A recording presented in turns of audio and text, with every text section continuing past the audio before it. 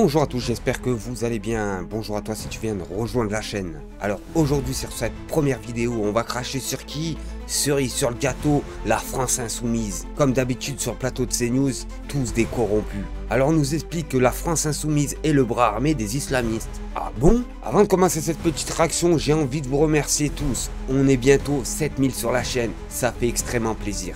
Sur ce, on regarde la vidéo et on fait une petite réaction. La LFI est le bras armé des en France, et il y a une info que personne n'a vue, et on l'a sorti hier chez Frontières, mais personne n'a vu que Hugo Bernalicis a fait une proposition de loi à l'Assemblée nationale qui vise à abroger le délit du code pénal. Personne ne l'a vu. Aujourd'hui, la LFI est le bras armé des et ils veulent enlever du code pénal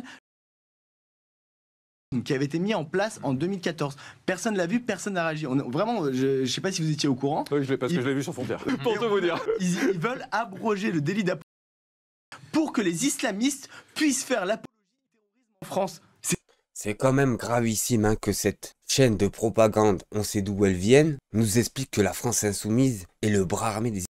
Mais c'est choquant les amis, c'est choquant. En plus d'être choquant, les députés de la France insoumise devraient porter plainte contre CNews et contre ce journaliste en pacotille qu'on connaît pas. Et on le voit bien, à chaque fois c'est la même musique. Sur le plateau de CNews, on crache sur qui? La France insoumise. Et là, préparez-vous les Algériens. Parce que Robert Ménard, le maire de Béziers, va cracher sur qui? L'Algérie et les Algériens en général, en expliquant que le pouvoir algérien a toutes les raisons de se venger du gouvernement français. Les amis, on regarde la vidéo et on fait une petite réaction. Oui, vous savez, Boualem, c'est comment vous dire, c'est une espèce de Solzhenitsyn du Maghreb. C'est un type incroyable. Il a été à Béziers là il y a un an pour le dernier congrès du cercle algérianiste. Honnêtement, il n'y a pas des tonnes de gens qui me bluffent. Il m'a bluffé par son courage. Il est capable à la fois de mettre en cause évidemment les mais aussi le pouvoir algérien. Et il le fait depuis Alger. Vous imaginez le courage qu'il faut avoir pour faire ça depuis Alger. On le sait, c'est une dictature militaire en Algérie et pour qui taper sur la France, c'est une espèce de fonds de commerce. Et je veux dire, on se doit de le sortir de là. Et c'est vrai qu'on est inquiet, on n'arrive pas à joindre sa femme. J'espère que les éditions Gallimard vont nous permettre de le faire. Il faut aujourd'hui que le chef de l'État fasse tout ce qui est en son pouvoir. Pourquoi?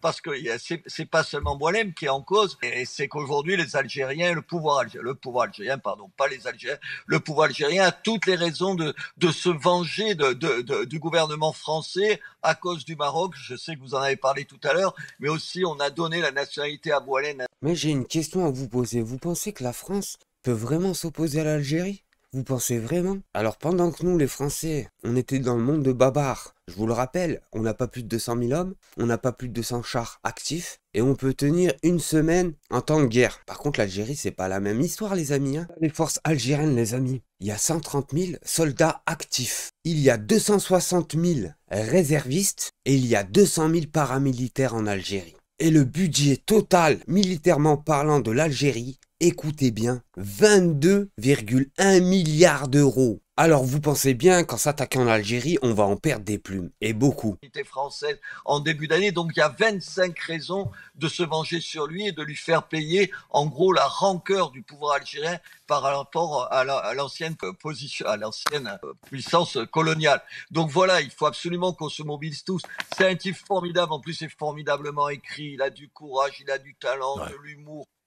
Voilà, ces personnes-là veulent qu'on rentre en guerre sur un autre front, sur le front algérien. C'est hallucinant, les amis. Mais cette personne-là ne mettra jamais les pieds sur un terrain de guerre. Jamais, ni lui, ni son fils, ni son petit-fils. Ne vous inquiétez pas, on les connaît, on les reconnaît. C'est la même musique, comme tous ceux qui sont sur ces plateaux de corrompus et qui jettent des propagandes de guerre. Ne vous inquiétez pas, eux, on les verra jamais sur le front. Tout ce dont on rêve.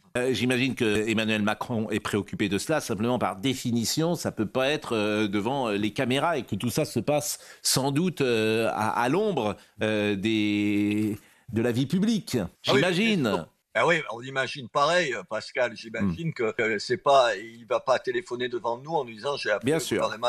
Et nous, tous les gens qui aiment Boualem, il faut se mobiliser. Là, on va en parler tous les jours. De toute façon, ces personnes se mobilisent toujours pour le même cas et visent toujours les mêmes personnes. Et maintenant, il nous explique qu'il aimerait bien rentrer en guerre contre l'Algérie. Mais c'est hallucinant d'entendre ça. Au lieu de s'associer avec le Maroc, l'Algérie et les pays du Nord africains, au lieu de faire du marché avec eux et solidifier l'Europe, eh ben non, nous on fait tout le contraire. Et là les amis, je vais vous faire montrer 2 vidéos. La première vidéo concerne un Manuel Valls, oui, le retourneur de veste. Et l'autre va concerner Villepin, sur le même sujet, sur l'arrestation de Benjamin Netta. Et vous allez voir qu'entre les deux, il y en a un qui aime la France et suit la loi de la France, et l'autre, on voit très bien qu'il y a des intérêts à gratter. Les amis, on regarde la vidéo et on fait une petite réaction. Évidemment, les États se retrouvent dans une situation très difficile, ceux qui sont signataires.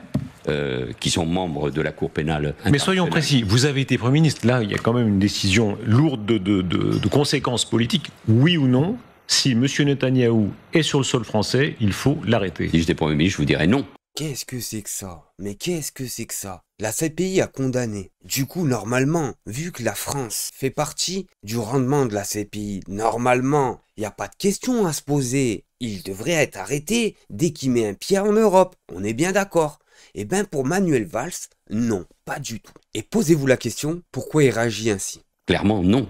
On ne peut pas le faire pour les raisons que j'ai évoquées. En dépit du fait que la France est signataire, en dépit de la France, que la France est signataire de la CPI. Parce qu'on ne peut pas se poser cette question sans se dire qu'il faut réviser totalement ces règles. Derrière cette décision de mon... La loi de la CPI, ça marche, mais par contre, pour l'autre pays, là, faudrait remettre les lois en question. Et vous vous étonnez pourquoi les gens s'arrachent les cheveux? De mon point de vue, il y a une décision purement politique. Donc vous assumeriez de ne pas respecter la signature de la France des accords de la CPI? Je ne suis plus Premier ministre et je suis devant vous, et donc c'est facile à dire, mais je vous dois évidemment cette franchise. Oui. Vous êtes conscient que ça choquera beaucoup de gens qui diront que c'est la France, c'est quand même un des piliers de l'ONU qui dit on s'assied sur un accord sur la signature de la France? Je le comprends parfaitement. Moi, je suis pour que cette guerre s'achève, qu'on puisse... Mais quelle guerre vous me parlez? Je vais vous le répéter combien de fois? En face, ils sont en schleck avec des kalachnikovs. Ce n'est pas une guerre. Ça s'appelle une boucherie, les amis. Retrouver le chemin demain de la paix à travers le dialogue politique et diplomatique. Mais je sais que cela n'est possible que avec la fin du Hamas, avec le retour des otages, avec une condamnation absolue qui est entourée d'ennemis. On le voit bien, Israël mène une guerre sur 7 fronts. Je sais que c'est difficile, d'autant plus que cette décision, je le vois bien, est déjà utilisée par le Hamas, par leurs alliés de l'extrême gauche, chez nous la France insoumise, et que cela va rendre encore plus difficile. Mais robolote, les amis, robolote, vous voulez que je vous dise quoi? La France insoumise, quand tu peux lui cracher dessus, crache-lui dessus. C'est ça que je vois dans les médias français, à chaque fois c'est la même musique. Que ça soit les politiciens ou que ça soit le facteur du coin, on le voit bien, à chaque fois, il faut cracher sur qui? La France insoumise. Alors que la France insoumise a fait quoi de si méchant? Vous m'expliquez? C'est parce qu'il y a Karim et Rachid qui votent pour la France insoumise? Ça deviendrait un parti infréquentable? Sérieusement, les amis? Et je le dis avec gravité, non seulement l'action de ceux qui, comme moi, défendent cet État ami et démocratique, mais ça va être un élément qui va peser lourd aussi dans ce sentiment France. Est-ce que ça n'est pas la fin de la CPI si chacun, en fonction de ses intérêts personnels, de ses attaches, de ses intérêts commerciaux, les pays, on voit ceux-là, disent Poutine, oui, on va respecter le mandat d'arrêt, Netanyahou, non, ou le contraire. Et nous sommes dans un monde qui a basculé, où les rapports de force font aujourd'hui beaucoup de ces rapports.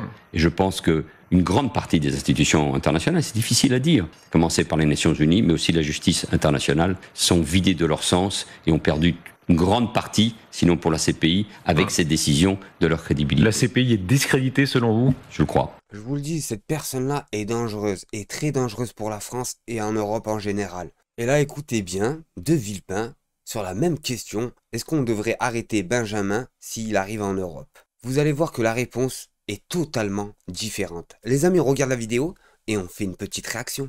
Est-ce que la France doit appliquer à la lettre la décision de la Cour pénale internationale, le mandat d'arrêt pour Benyamin Netanyahou, s'il arrive sur le sol européen ou français? Vous me posez cette question, vous connaissez la réponse. La France a déjà répondu. La France appliquera, et elle avait déjà annoncé par la bouche de M. Séjourné, elle appliquera bien évidemment la décision de justice prise par la Cour pénale internationale. Eh ben voilà, merci De Villepin, merci. Heureusement qu'il y a des personnes qui sont dignes de leur fonction, un minimum. On demande un minimum, parce que là on voit très bien que les personnes ne travaillent pas pour la France et les Français en général en face. Et ça, vous le savez très bien. Est-ce que vous vous en félicitez? Mais, monsieur Pujadas, ce n'est pas la question.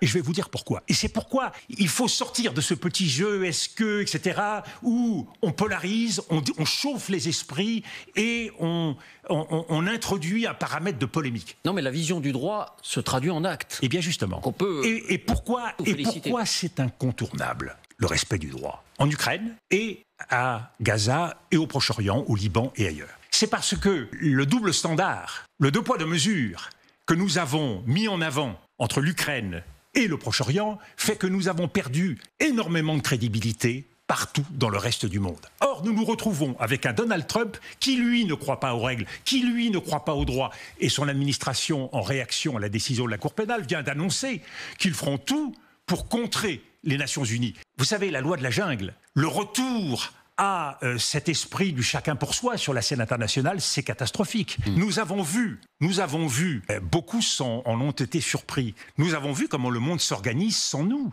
Cette alliance ou cet accord entre la Chine et la Russie, il nous a surpris. Sur votre plateau, j'avais posé la question, est-ce que si nous surenchérissons en Ukraine inconsidérément, est-ce que nous ne verrons pas certains pays du Sud global s'engager auprès de la Russie? Qu'est-ce qui s'est passé quelques mois plus tard? La Corée du Nord a envoyé des troupes. Donc l'impensable est possible sur la scène internationale. De la même façon, qu'est-ce qui s'est passé au sommet de Riyad? Au sommet de Riyad, le 11 novembre, il y a eu l'unité du monde arabe, arabo-musulman, avec l'Iran qui était invité.